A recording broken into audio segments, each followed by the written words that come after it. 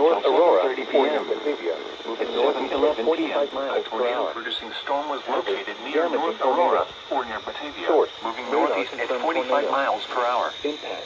Hazard, damaging tornado. Those caught without Source, radar confirmed Mobile homes tornado. will be damaged or destroyed. Impact, flying debris will be dangerous to those caught without shelter. Vehicles will occur. Mobile homes will be warning for southeastern Kane County in northeastern Illinois until 7:30 p.m.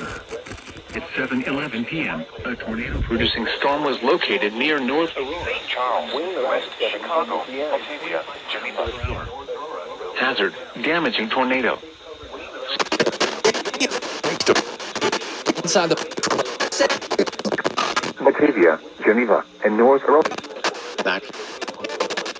That's history. In a mobile home or in a vehicle, move to the closest substantial shelter and protect yourself from flying debris.